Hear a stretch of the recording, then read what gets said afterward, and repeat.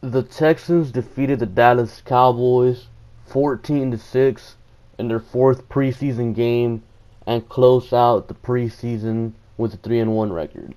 Again, how I've been saying in the past videos, preseason doesn't matter, but of course there is some players that did some stuff, and I did take some notes this game.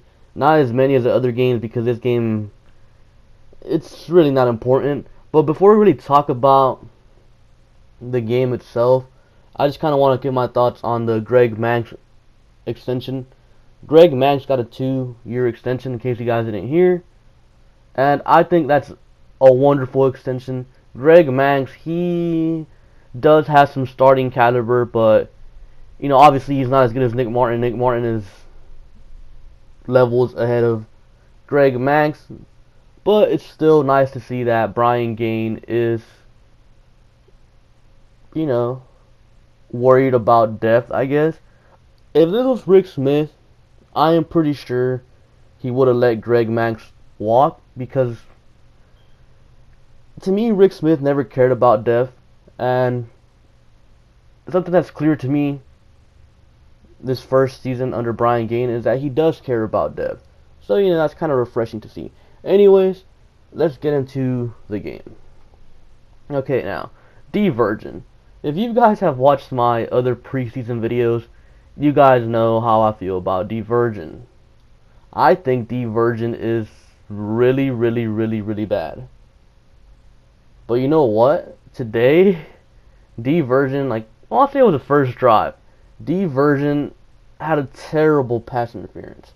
I mean, it was blatantly obvious he pass interference to Cowboys receiver, and he got the call, whatever. But after that, Virgin did not look like Virgin. He actually looked good, competent. So a few plays that stood out.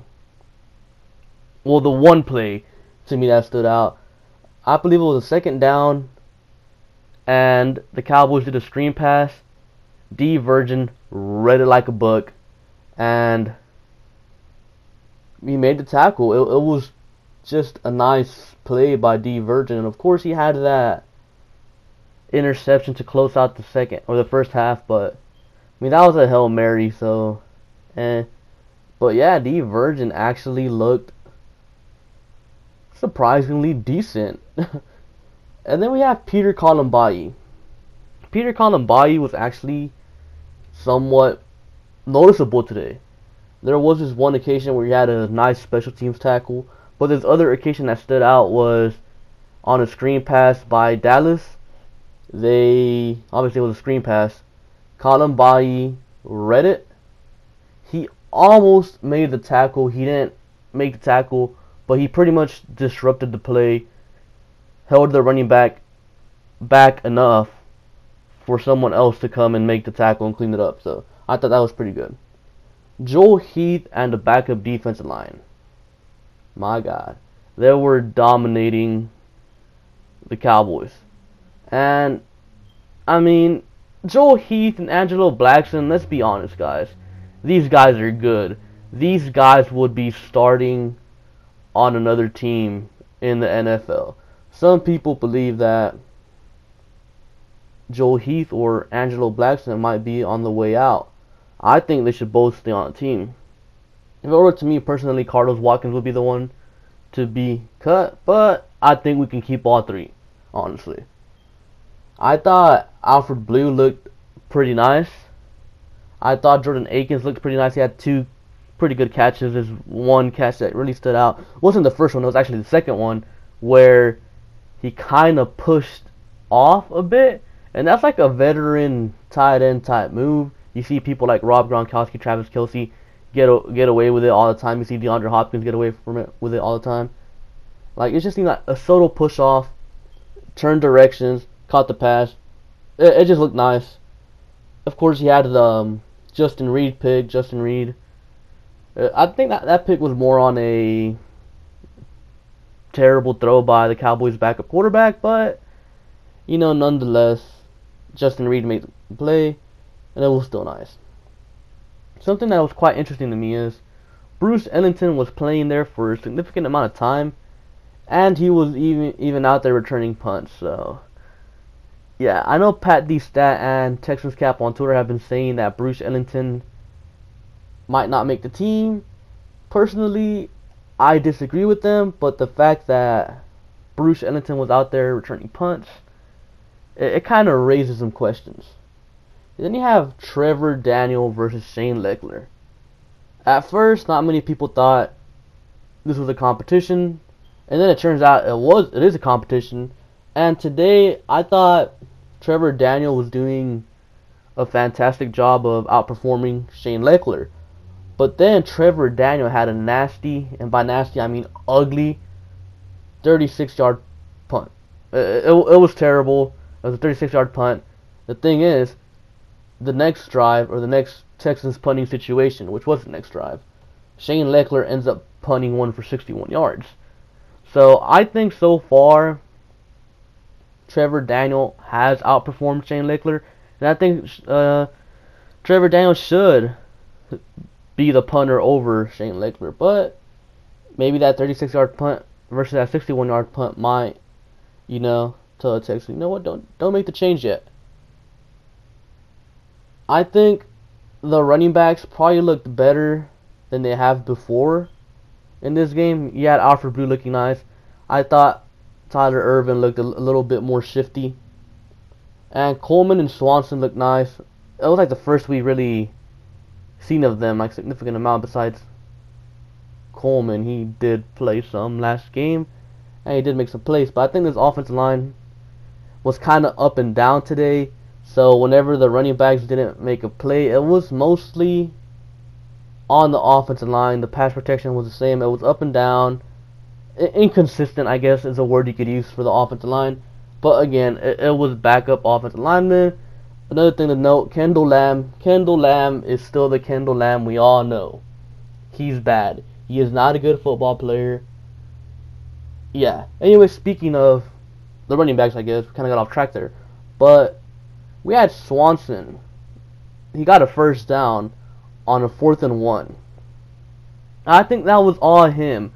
I think if it was Lamar Miller, maybe even Alfred Blue, they don't get that first down. I really don't think they do. Swanson got low, though, and he was able to beat the guy that was trying to tackle him and ended up getting the first down. So I thought that was nice. I thought it was kind of a breath of fresh air instead of seeing Lamar Miller fall short of the first down like in the past. And then, of course, Swanson had that, 37-yard touchdown run. I thought that was nice, too. Just great blocking by the offensive line, tight ends. I thought it was just nice. I think Swanson, maybe even Coleman, they've both earned a spot on the practice squad.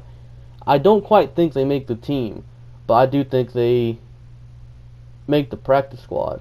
I know Tremaine Pope's night was cut a little short, because apparently he got hurt. I saw a tweet that he went to the medical tent. So yeah, I don't know how serious the injury is, but he was held out for a good amount of time, I'd say. I'm not sure if maybe Swanson makes the team over Pope. I'm not even sure if Pope will make the team over Irvin, if I'm being honest. If it were up to me, of course, I'd take Pope and maybe even Swanson over Tyler Irvin. But I don't know what the Texans are going to do. We'll find out more these next 2 days. And a guy that I kind of really like is Andre Shazier, or however you pronounce his name. I think the guy is a competent player. I think he's someone that can stick around. I don't really want to practice squad him, because I think this guy's actually good, and I think if we do practice squad him, someone's going to pick him up. So I think this guy can actually make the team. I think if anything, I'm hoping we IR stash him, fake an injury, put him in IR. He's, good to go for us next season. But I do think Shazier is better than D. Virgin. And I will say this, if D. Virgin makes the team because of the game he had against the Cowboys, I'm going to be mad. I'm going to be really mad because D Virgin is bad. I don't care what type of game he had today. We already know what type of player he is. But Shea Shear is a good player. I think he actually has a chance in this league. I think he's worth keeping around. And a play in particular that sticks out to me is a player with the Cowboys backup quarterback went deep to Dres Anderson. Yeah, Dres Anderson that was here last year. Andre Shea Shear just turned around, looked at the ball, and just broke up the pass. It was... I'm not used to that, man. I'm used to, Kareem Jackson panicking and throwing his hands everywhere. Kevin Johnson also doing the same thing. Usually when passes go Jonathan Joseph's way, when they're deep, Jonathan Joseph is usually burnt. So, it was something different, something I haven't seen in a while coming from a Texans corner. I thought that play, man, it looked great. It was just a beautiful play all around. Now another thing. Brandon Whedon versus Joe Webb. I thought Joe Webb, despite being inconsistent today, I thought he looked way better than Brandon Whedon. I think Brandon Whedon really fell off. Like, from that first game Brandon Whedon had against the Chiefs, week 2 he was meh. Week 3 he was pretty bad, and now week 4 again, he looked terrible.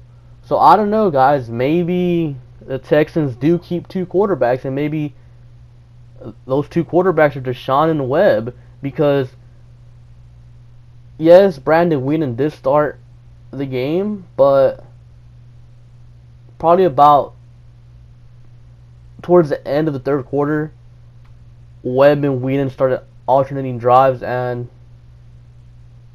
I'll just say Webb outperformed Brandon Whedon in like every way possible. Brandon Whedon couldn't get anything going. In fact, the only drive that Brandon Whedon had that was good was set up by Justin Reed's pick. So I think Joe Webb and Brandon Whedon, I think they're pretty close, man. If the Texans do keep 2 quarterbacks, I wouldn't be surprised if they go Webb because of his mobility. So yeah. Anyways, guys, that's all I really have for you guys today. Sorry I didn't really do as much as usual, but it was preseason week 4, so it was pretty boring, honestly. I'm just glad, though, that preseason is finally out of the way, and we're about 10 days away from kickoff versus the New England Patriots. I'm so excited. Anyways, with that being said, be sure to like, comment, and subscribe. Thank you for watching, and I'll catch you guys later. Peace.